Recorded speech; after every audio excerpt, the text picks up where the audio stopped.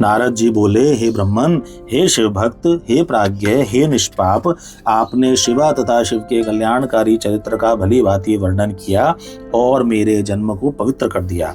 अब आप यह बताइए कि व्रत में दृढ़ता रखने वाले दक्ष ने तप करके देवी से कौन सा वर प्राप्त किया तथा वे शिवा किस प्रकार दक्ष कन्या के रूप में उत्पन्न हुई।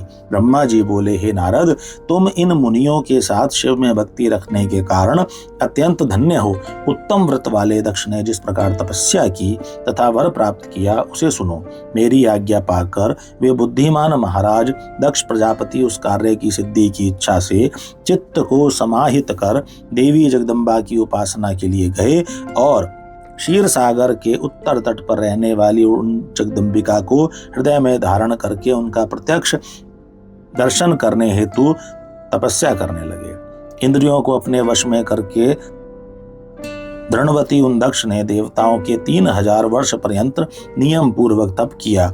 उन जगन्मयी शिवा का ध्यान करते हुए दक्ष ने कुछ दिन पत्ते खाकर, कुछ दिन जल पीकर, कुछ दिन निराहार रहकर तथा कुछ दिन वायु पीकर उस समय को व्यतीत किया। इस प्रकार वे सुव्रत दुर्गा के ध्यान में संलग्न होकर बहुत समय तक तपस्या करते रहे और अनेक नियमों से देवी की आराधना करते रहे। तब हे मुनि श्रेष्ठ, अहिंसा, ब्रह्मचर्य आदि यमों से युक्त होकर जगदम्बा की पूजा करते हुए उन दक्ष के सामने जगदम्बा शिवा प्रत्यक्ष हुई। तब दक्ष प्रजापति ने उन जगन्मयी जगदम्बा को अपने सामने प्रत्यक्ष देखकर अपने को कृतकृत्य समझा। सिंह पर सवार, कृष्ण वर्ण वाली, सुंदर मुख वाली, 4 भुजाओं वाली, हाथों में वर, अभय, नील कमल तथा खड्ग धारण की हुई, मनोहर लाल नेत्र वाली, बिखरे हुए सुंदर बालों से युक्त, जगत की जन्मदात्री तथा सुंदर कांति वाली उन कालिका को प्रणाम कर दक्ष प्रजापति ने अपनी विचित्र वाणी से उनकी स्तुति की।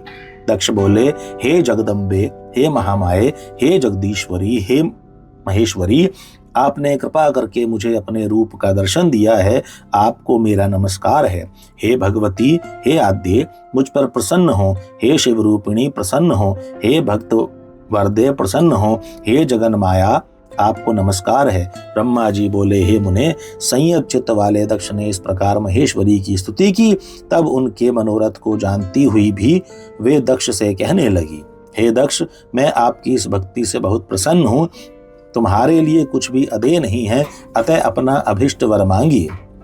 ब्रह्मा जी बोले, जगन माता के इस वचन को सुनकर दक्ष प्रजापति अत्यंत प्रसन्न होकर शिवा को बारंबार प्रणाम करते हुए कहने लगे।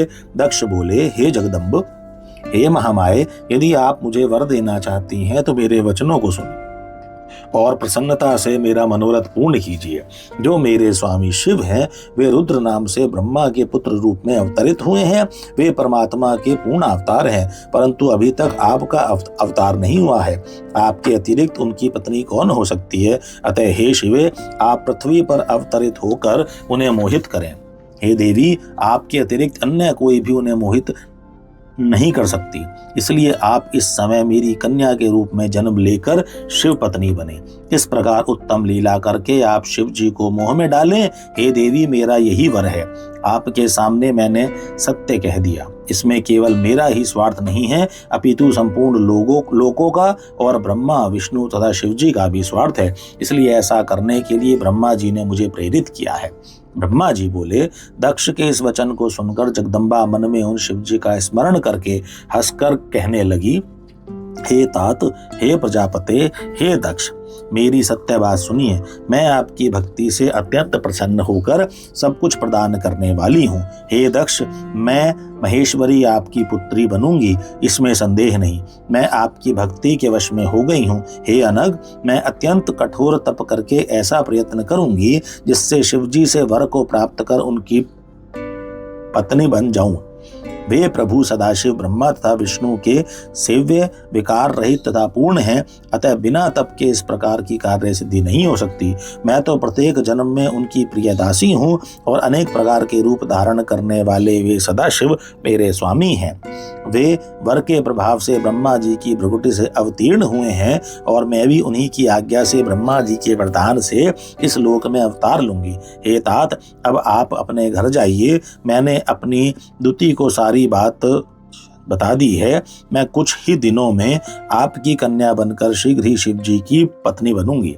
इस प्रकार दक्ष प्रजापति से श्रेष्ठ वचन कहकर और मन में शिव जी की आज्ञा पाकर वे शिव जी के चरण कमलों का ध्यान करके पुनः कहने लगी, हे प्रजापते, परंतु मेरी एक प्रतिज्ञा अपने मन में सदैव रखना। मैं उस प्रतिज्ञा को तुम्हें सुना देती हूँ, उसे सत्य समझना, असत्य नहीं।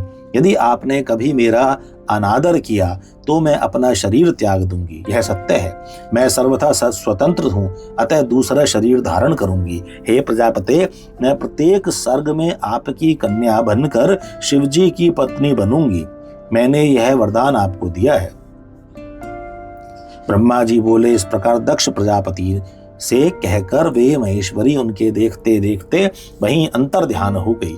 देवी के अंतर ध्यान होने पर दक्ष भी अपने घर चले गए और यह विचार कर आनंदित हो गए कि देवी मेरी कन्या बनकर अवतार ग्रहण करेंगी।